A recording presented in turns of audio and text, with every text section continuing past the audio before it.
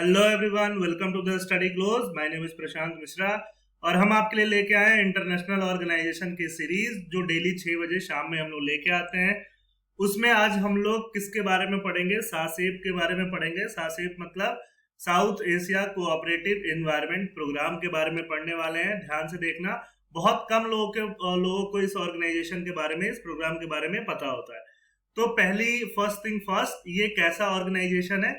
Inter governmental, मतलब government यहाँ पे डायरेक्टली क्या होती है, इन्वॉल्व होती है। ठीक है। साथ साथ में इसका हेडक्वार्टर कहाँ पे है? कोलंबो में। कब बना? 1982 में बना।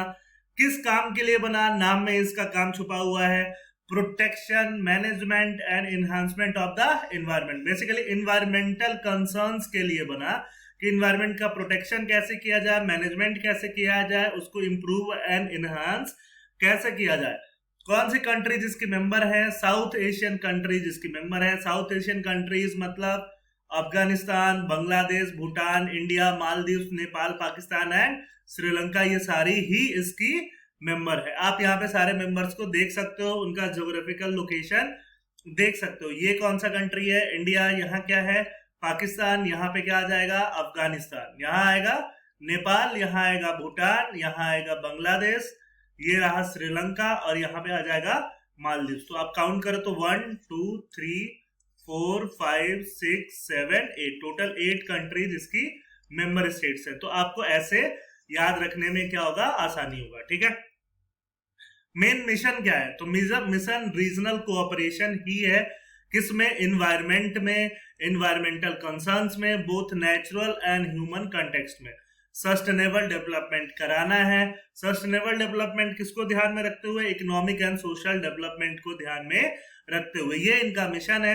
और साथ साथ ये किससे सपोर्ट लेंगे? ये सपोर्ट सबसे लेंगे जो भी रीजनल ऑर्गेनाइजेशन है, प्राइवेट इंस्टीट्यूशन है, सबसे गवर्नमेंटल या नॉन गवर्नमेंटल, सबसे ये सपोर्ट लेंगे। और सपोर्ट लेके जो साउथ एशिया का इन्वायरमेंट है उसको प्रोटेक्ट करने की कोशिश करेंगे, उसमें इंप्रूवमेंट लाने की कोशिश करेंगे।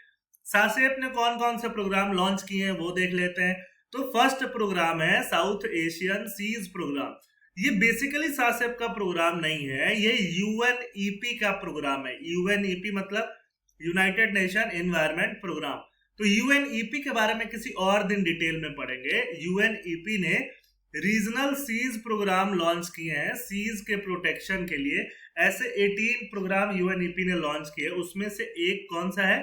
साउथ एशियन सीज प्रोग्राम, जो साउथ एशिया के सी के लिए कंसर्न्ड है। ये कब एसएएसपी कब साइन हुआ? एसएएसपी 1995 में साइन किया 5 कंट्रीज ने मिलकर। कौन कौन से? बांग्लादेश, इंडिया, मालदीव, पाकिस्तान और श्रीलंका। अगर आप मैप में देखोगे तो यही वो सारी कंट्रीज हैं जहां से जो ओशियन के अराउंड है, जहां से जो सीज के अराउंड है। बाकी कंट्री, अगर नेपाल की बात करो तो नेपाल लैंडलॉक्ड है।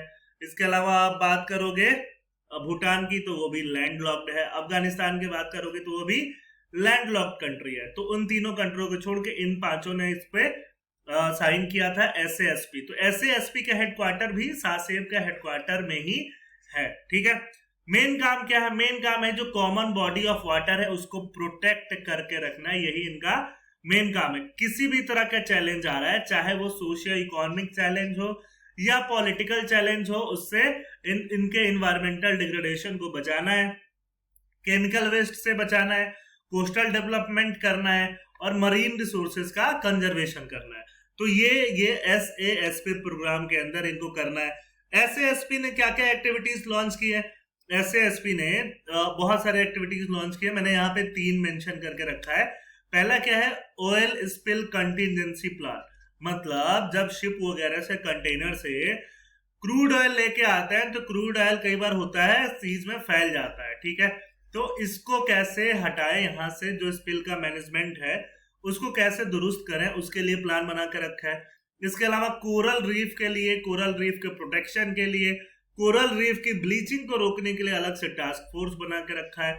न्यूट्रिएंट पॉल्यूशन एक बहुत बड़ा कंसर्न है। न्यूट्रिएंट पॉल्यूशन मतलब ये जो आप देख रहे हो फॉस्फोरस वगैरह, नाइट्रोजन वगैरह डायरेक्टली नदियों के रास्ते होते हुए अन्य रास्तों से सीज में आके मिल जाता है, जिसमें एक्सेस न्यूट्रिएंट हो जाते हैं और उससे जो होता है वहां पे जो ऐसे फंगी वगैरह है, एल्गी वगैरह है, उनके जो चांसेस हैं उनका ग्रोथ जो है बहुत बढ़ जाता है और उनका ग्रोथ धीरे धीरे आसपास के इलाकों को खत्म कर देता है। वहां पे ऑक्सीजन जो है खत्म कर देता है, बाद में फिशेस वगैरह मर जाते हैं। तो उस न्यूट्रिएंट पॉल्यूशन को रोकने के लिए अलग से स्टडी और SASP का प्लान है। ठीक है, तो ये SASP की मेजर एक्टिविटीज हो गई। SASP के अलावा और सासेप ने और क्या काम किया है? Plastic free rivers and seas के लिए प्रोग्राम बनाया है। अभी वर्ल्ड बैंक और सासेप दोनों मिलके, सासेप के साथ वर्ल्ड बैंक मिलके $50 मिलियन का ये लोग प्रोग्राम बना रहे हैं कि ये लोग क्या करें, प्लास्टिक फ्री साउथ एशिया को क्रिएट कर सके। साउथ एशिया का पूरी तरह से जो ओशियन है, जो भी शोर्स हैं, उनको प्लास्टिक फ्री किया जा सके। और ये किस पे काम करते हैं? वेस्ट मैनेजमेंट पे। तो वेस्ट, आप बहुत सारे से वेस्ट जनरेशन होता है, मेटल के फॉर्म में होता है, ग्लास के फॉर्म में होता है, प्लास्टिक होता है, पेपर होता है। इनको सेग्रीगेट करना, इनको रिसाइकिल करना, रीयूज करना, रिफर्बिश करना। तो ये वेस्ट का मैनेजमेंट कैसे होगा, इसके लिए स्टडी और गाइडलाइंस की ये जो जितने भी 8 कंट्रियां हैं जो साउथ एशियन रीजन के अंदर आती हैं, वो गाइडलाइंस को फॉलो कर सके। कहीं से टेक्निकल अगर उनको गाइडलाइन दिया जा सके या सपोर्ट दिया जा सके तो वो उनको फॉलो कर सके। तो वेस्ट मैनेजमेंट पे ध्यान है। वेस्ट मैनेजमेंट के अलावा क्लाइमेट चेंज का एडेप्टेशन कैसे किया जा सके। तो क्लाइमेट चेंज बहुत ही ब्रॉडर इशू है। क्लाइमेट चेंज के लिए भी ये लोग अपना काम कर रहे हैं। इसके लिए एक माले डिक्लेरेशन हुआ। तो माले डिक्लेरेशन में बेसिकली एयर पॉल्यूशन पे बात किया गया।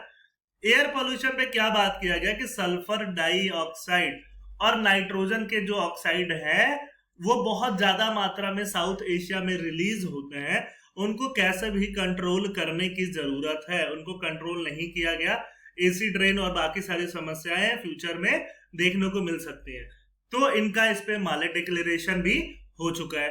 सस्टेनेबल कंजम्पशन एंड प्रोडक्शन, तो फिर वही बात, सस्टेनेबली आप क्या करो, जो कुछ भी काम कर रहे हो तो सस्टेनेबल डेवलपमेंट टाइप से बात हो। ठीक है, इकोलॉजिकल फुटप्रिंट कम हो।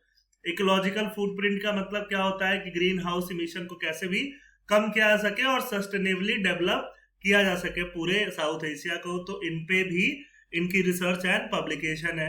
बायोडाइवर्सिटी का कंजर्वेशन कैसे करें।